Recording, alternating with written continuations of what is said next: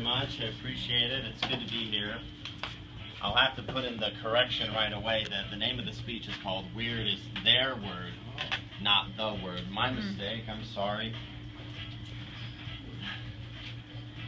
This room is different than our normal room. Our normal room is closed off and nobody can see us. In this one, we're much more transparent and people can see. I wonder if they didn't know what kind of a meeting this was, what exactly do everybody in here have in common? What is our common trait? If you look around and look amongst you, we are a very diverse and different group in terms of generation, in terms of ethnicity, political views, what we do for a living. If I had to wager one reason that unifies us all and why we're here, it would be because we want to make ourselves better, is that we want to improve. We come from different edges of the earth, but we all come for one reason. Vaguely, it's to improve ourselves. We want to be better. And if we look at why people, just as a human race, want to be better, we can look at three things. People want to be better in terms of health, whether it's physical or emotional or spiritual. We typically want to be more wealthy. We want to have more abundance of something, whether it be money, real estate, something of some kind of worth. And then finally, we also want relationships. We want our relationships to be better. We want to be closer to those who we love. We want to be more lovable by people that we don't know as well. And we want to be able to meet total strangers. And the way that we do this in our Western society the most is by going outside, by going someplace else to try to make that better. We can do that in Toastmasters. We can do that in a variety of clubs. We can go to the gym. We can see a financial planner. But one thing that rarely makes its way into our notes is to find the success that is already within us that lies dormant. But this is an old and ancient tradition that the greatness that we want and the greatness that we possess lies dormant within our very soul. And that's something that I believe very strongly. In fact, biblically, when we look at the word create, the Greek word for it is like it's weird. But the word does not mean to pull something out of nothing. It means to construct and to mold based on the materials that we already have, that already exist at our very fingertips. And so, thus, success lies within the materials that we already have. Our journey in life is just knowing how to construct them and how to put them together. Now, how many of you have ever thought this? If success lies within me, why can't I find it? Why do I just feel empty inside? Why, when I look within myself, why do I not like what I see so much? And how come I want to be around other people all the time so that I can maybe not think about what's on the inside? And why do I spend all my time, or some of it, thinking about what's wrong with other people? This comes from years of conditioning. And I think back on my own life as to how I was conditioned. The year was 1992. President Bush was in office, and it was the first time that Matt Metcalf had a political thought. I was 9. And I remember these two men were running against each other in office, and I didn't think about it very much, but I remember I thought a lot about what this girl Leslie thought, because I liked Leslie. And one day I was with my friend Steve, and I was with my friend Tim, and Leslie said, "Steve, I think you're really cute." And she said, "Tim, I don't know what I think about you." And then it was my turn. And I remember Leslie told me something that I would later hear from a lot of different people. "Matt, you're weird." And that was the word that came to be my label. It followed me through junior high school. It was there in high school. The drill sergeants told me it when I was in basic training. I heard it when I was a missionary. I heard it when I was in college. I heard it at work. I'm weird. And I never really thought about what that was. But they told me, they said, "Well, you talk to yourself." And some people would say, "Well, it's okay to talk to yourself as long as you don't answer back." But the truth is I did answer back. Not only did I answer back, but I had like a lot of conversations with several members of myself.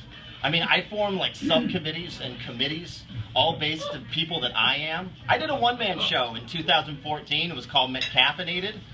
And we literally did notes after the show to talk about what we could have done better. It was a one-man show.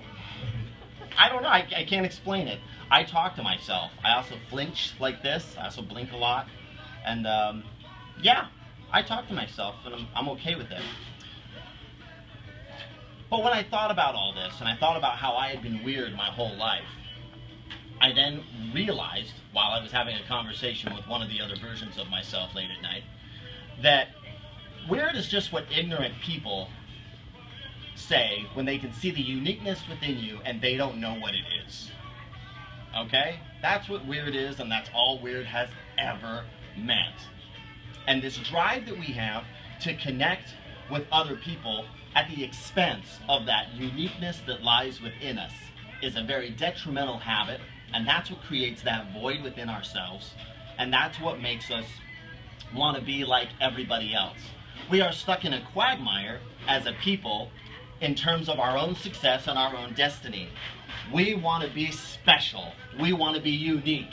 We want to rise above it all, and we want to stand out. And we want to be just like everybody else, and we want to be accepted. And we want people to like us, and we want to have lots of friends. And what we have to realize is that that's not always possible. If we want greatness and if we want uniqueness, sometimes we just have to reach down and find what's within, and we have to get in touch with that inner weirdness. And we have to realize that weird is their word. The uniqueness that lies within us that we're trying to discover is a word that's used by other people because they can't recognize it. People of greater expertise will recognize the word. A therapist might say, you have great insight, or you're very sensitive, you have a strong sense of right and wrong. But the ordinary average person is going to say, you're weird or you're strange. And it's this time that we have to recognize that, and we have to move on, and we have to move forward. And it's by recognizing that weird that lies within. So, let's go back to 1992, when I was 9, and we were having political discussions about who we wanted to be president. It was Clinton, it was Bush, and it was Perot. And I remember that those were the three. And I remember our teacher, she was extremely liberal. In fact, her name was Miss Libby. And she came out and she really was like, hey kids, I want to know who you want to be. Who do you guys want to be president of the United States? And then she came out and she said, how many of you want President Bush? And then about 1/3 of the kids raised their hand. And then she said, how many of you want President Clinton? And then about 2/3 of the class raised their hand. In fact, my 4th grade class nailed the election exactly. Like that's the way that thing went. Those 9-year-olds had it. And then they asked, who do you want to be president? Like, who wants Perot? And I remember just for the sake of it, I remember I didn't even know who I wanted. I remember I just put my hand up, and I think I'd put my hand up already too when they asked for Clinton. I just put my hand up there. But I think at that time I was recognizing that I was never going to blend in, and I was always going to stand out. And throughout my life, I talked to myself, and I took a lot of grief for talking to myself, and I always did bad in school, and I was always very scrutinized for talking to myself and not turning in assignments. But I kept plugging away, and I kept having conversations with myself. And if 2 or 3 or 4 characters came along, then so be it. And when I formed a subcommittee to spearhead the larger committee of people that I was making up, I just went ahead and I did that.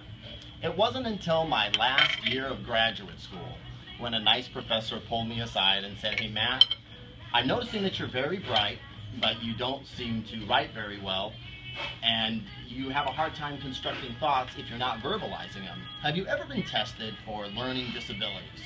It was in my final year at USC that finally I got tested, and it turned out that I had a severe case of dyslexia.